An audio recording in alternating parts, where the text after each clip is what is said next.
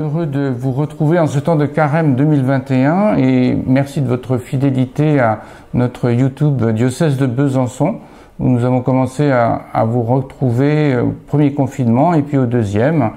Et puis dans ce combat que nous menons tous, eh bien nous sommes heureux de pouvoir méditer un chef-d'œuvre.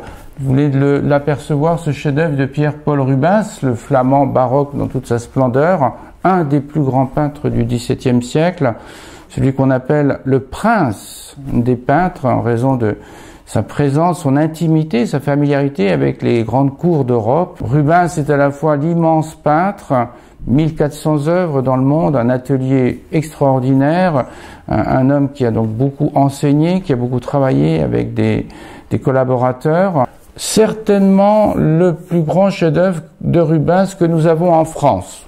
Cette toile se trouve au musée de Lille.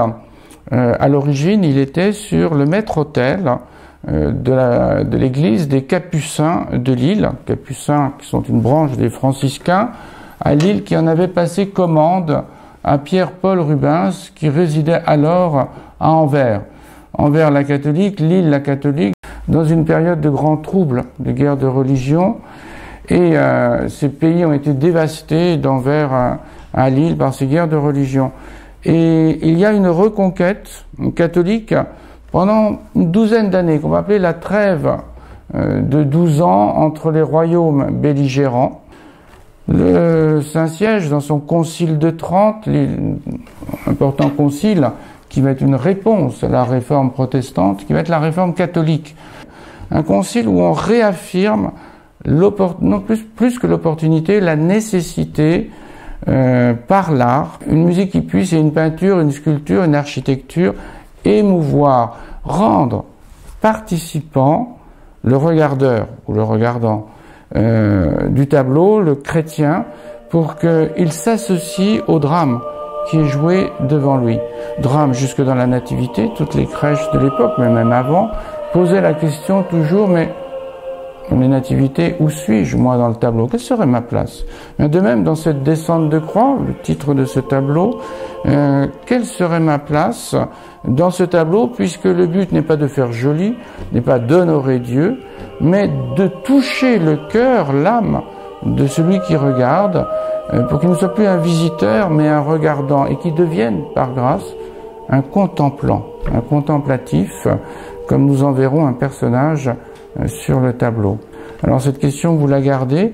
Où suis-je moi aujourd'hui et où aimerais-je être dans ce chemin de carême que nous menons tous? Parfois, humblement, on se reconnaît dans une tiédeur ou une hésitation d'un personnage, dans ce tableau ou d'autres, puis on se dit, ben tiens, j'aimerais vraiment, je me sens appelé à devenir ce personnage tellement plus fervent. Ainsi donc, le Concile a réaffirmé la nécessité pour nous, chrétiens catholiques, comme nos frères orthodoxes, de dire la foi à travers l'art et aussi l'image, à travers le tableau.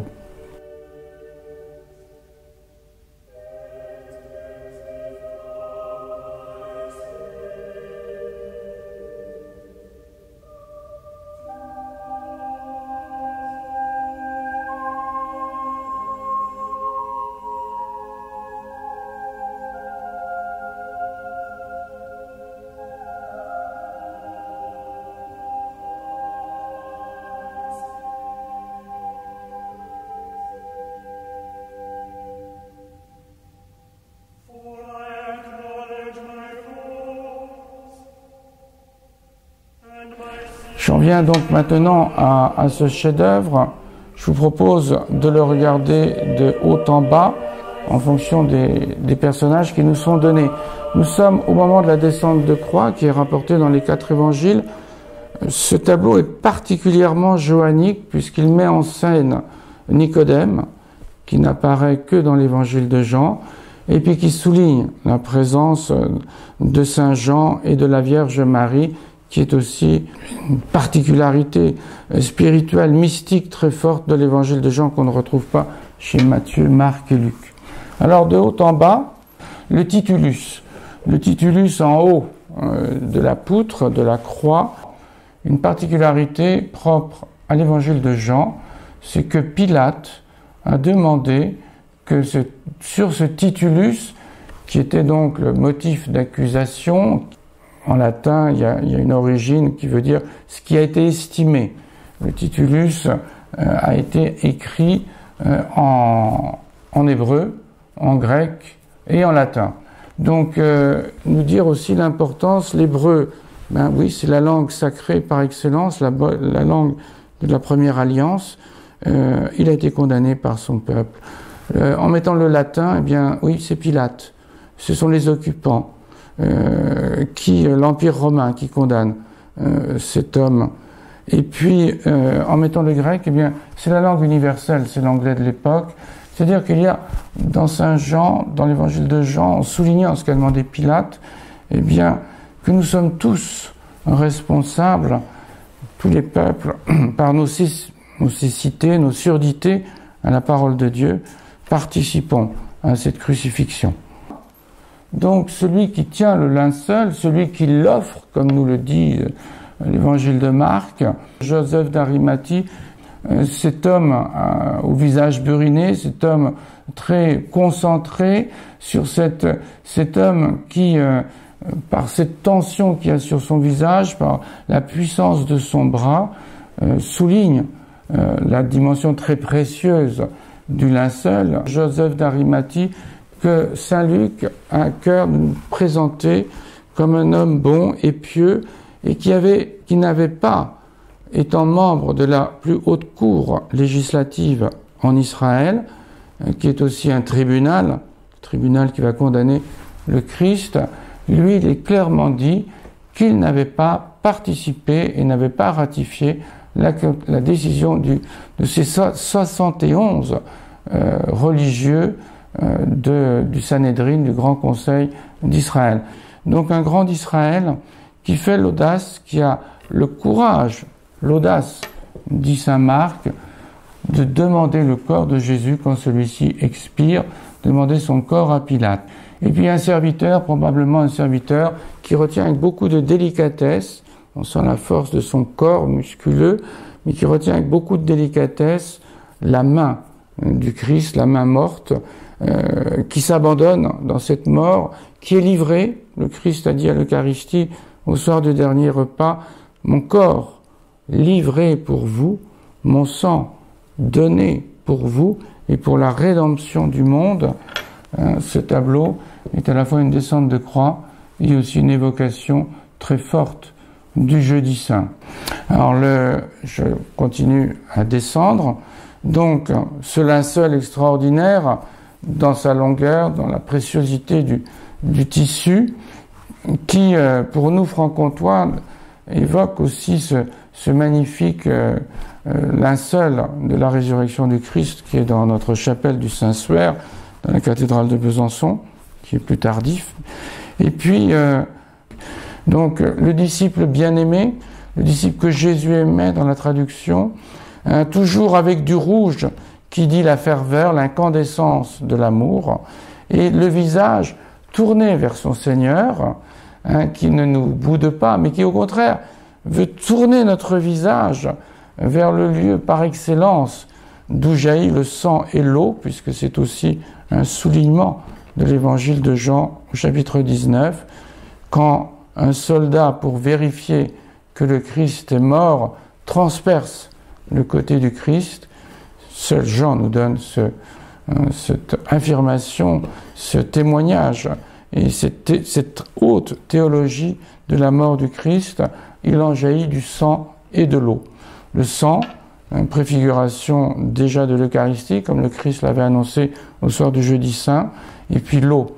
La pré-Pentecôte, diront les pères de l'Église. Oui, Saint Jean, le disciple bien-aimé, Dieu n'a pas des préférences. Dieu aime d'un amour typé chacun d'entre nous. Dieu n'aime pas tout le monde, il aime chacun. Capital, il a un amour typé pour chacun. Et en même temps, dans cette unicité de notre réponse amoureuse, il nous veut aussi semblable à l'intensité du disciple bien-aimé. Marie debout le long de la croix, ça c'est une particularité de Saint Jean. Il y a une pâmoison à l'époque médiévale, Marie qui participe tellement au supplice de son fils, qui est représentée, non pas évanouie, mais ressentant dans sa chair ce que subit son Fils. Marie donc au visage bleuté, au visage couleur de marbre, où déjà la mort par des bleus, des sillons bleus qui courent sur le corps du Christ, qui nous dit vraiment ce que nous confessons chaque dimanche dans le credo, il est mort. Jésus n'a pas fait semblant de mourir, Jésus est véritablement mort. Pour les chrétiens, il était déposé dans un tombeau que venait de se faire creuser dans le roc Joseph d'Arimathie. Lui qui offre le linceul offre aussi son tombeau. Et donc une mère totalement participante avec sa main qui enlace, qui saisit le bras du Christ dans ce face-à-face bouleversant, dans ce face-à-face entre la mère et le Fils. Il y a celle qui a dit oui, nous le fêterons bientôt le 25 mars, celle qui a dit oui à la venue de Dieu dans la chair. Eh bien, il y a ce lien irréversible et cette mission irréversible de celle qui enfante le Christ au monde et qui, pour nous catholiques comme nos frères orthodoxes, continue cet enfantement du Christ dans notre vie. Je vous ai dit, un tableau, c'est pour nous interpeller dans notre foi, c'est pas pour faire joli dans l'église des Capucins de Lille, c'est pas pour un tableau qu'on offre au bon Dieu comme un sacrifice, non, c'est pour nous émouvoir. Je vous disais, où est-ce que je suis dans le tableau? Où est-ce que je suis? Est-ce que j'ai de la compassion pour le Christ en croix? J'ai vu une très belle expression l'autre jour dans un commentaire artistique d'une autre descente de croix. Alors on n'a pas le terme en français, mais on l'a en anglais. La compassion. Pâtir avec. Et il disait, Marie, dans une autre descente de croix, elle est bien plus qu'une compassion, elle est dans cette compassion, elle est dans cette passion avec, c'est-à-dire elle souffre, elle vit de tout son être, deux êtres distincts, bien sûr, sans confusion, mais dans cette intimité, jusqu'à la croix, Marie nous invite à communier de celui qui s'est fait co-passion de toutes les passions de la terre. En tant qu'aumônier à l'hôpital, je peux vous dire que le Christ n'a pas le monopole des croix. Ça peut vous choquer, mais sa façon de mourir, oui, cela elle est unique. Cette façon de mourir en bénissant ses bourreaux, en voulant leur conversion, en donnant sa mère. On est sur la croix avec le Christ comme s'il réfléchissait toujours, mais qu'est-ce que je vais bien pouvoir donner, offrir en réponse à la cruauté des hommes. Car, je pense à ce bienheureux Marie-Jean-Joseph Lataste de Montferrand-le-Château, qui repose à Montferrand-le-Château, chez les sœurs de Béthanie, qui a cette phrase extraordinaire, « Plus tu as été mauvais, plus je serai bon ». Voilà, c'est ça qui sauve.